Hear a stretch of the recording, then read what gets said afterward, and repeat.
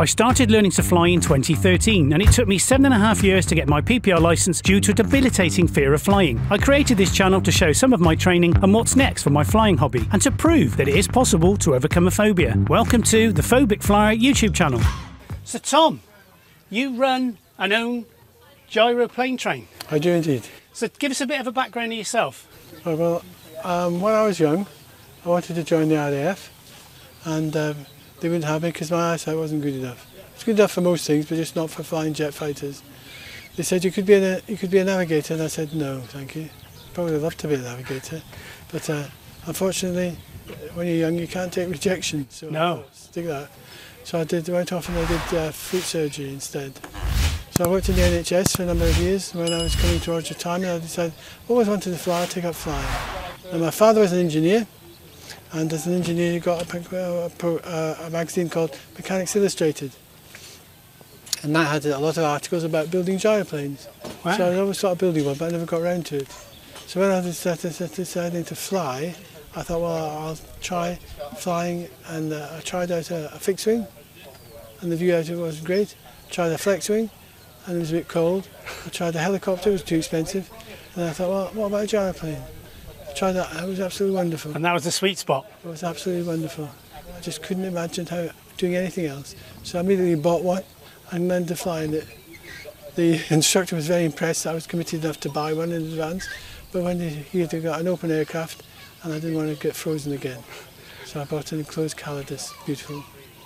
So then I decided, well, what can I do? So once I learned to fly and I got my licence, I decided that the only way to improve my flying is to become an instructor. So I did the instructor course and I've been doing that now for the past 7 years. Wow. Awesome. That's a fantastic sort of aviation journey, isn't it, really? Really good. Now, what's this then? Tell us exactly what this beast is, because it's beautiful. This is made by a German company called Autogyro. And it's called an MTO-Sport 17. Designed in 2017. And it's an advance over the one behind you, which you can see over there, which is a 2010 version. Now the MTO-Sport is an open aircraft. It's very easy and benign to fly, and it's the ideal training aircraft. So we tend to train people in this, and then we move on to either a Calidus or a Cavalon. Lovely. And it's like a car. I mean, it's like, I was really surprised because I flew in one of the aircraft over there with Richard earlier.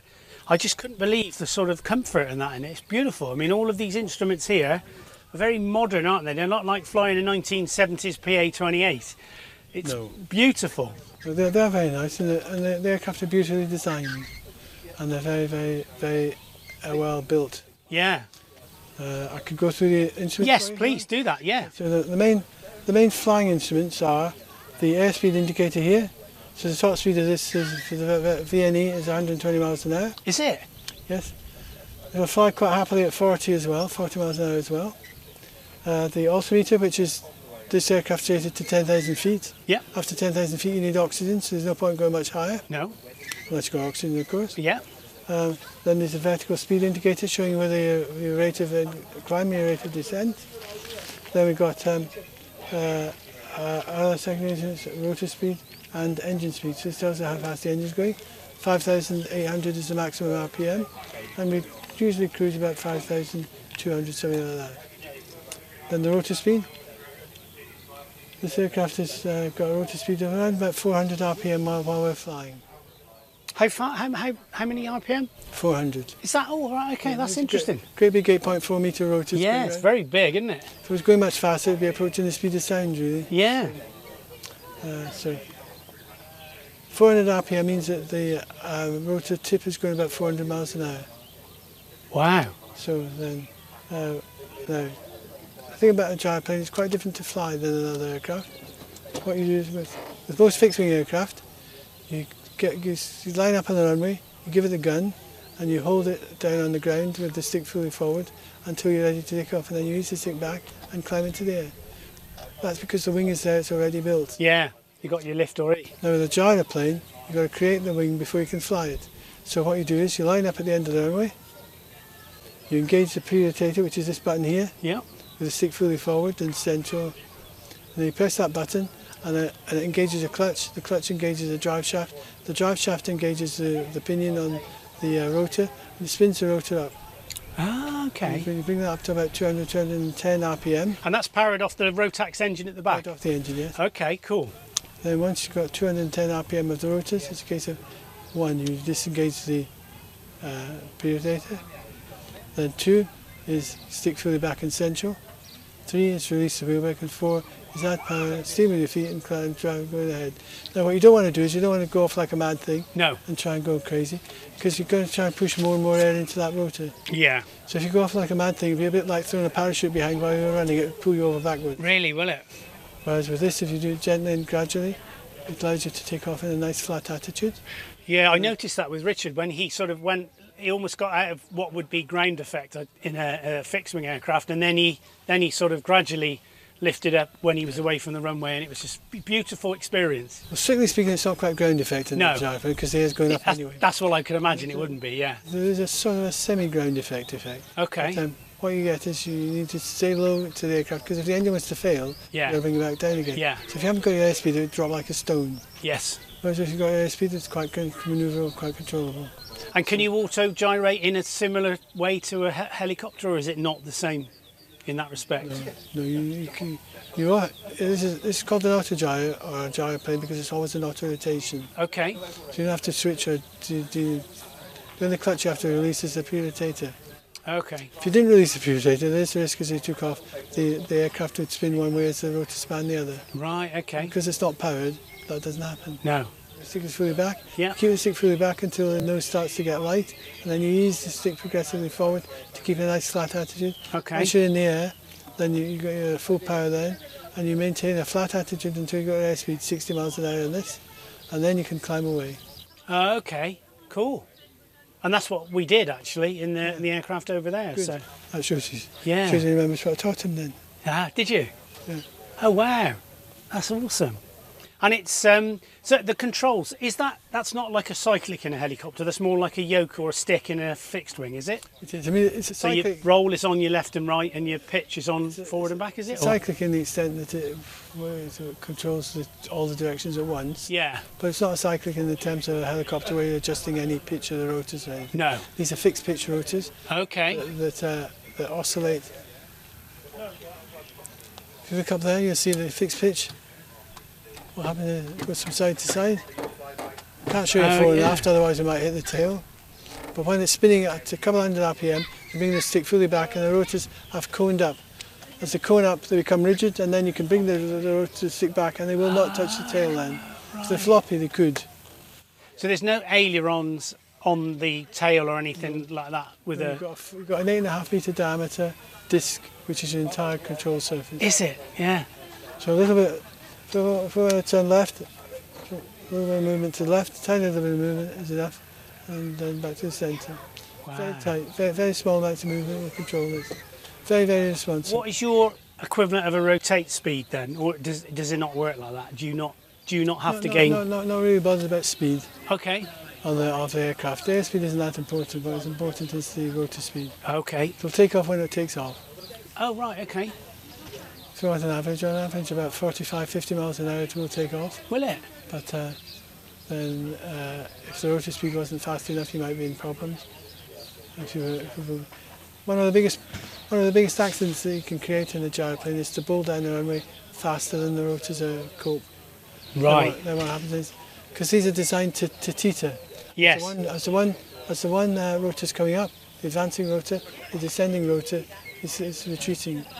And Yeah. in order to take into account that, they've got this hinging mechanism, which in this case is a teeter.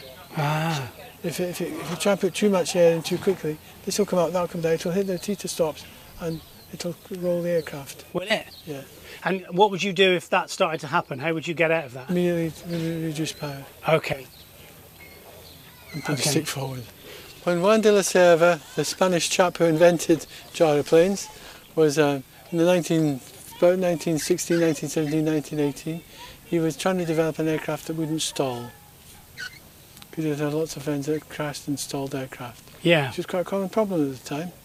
And he thought, well, if I make the wings spinning, the wing will always be going so fast it can't stall. Yeah. So he built the Cerva C1, took off, rolled left, crashed. Did it?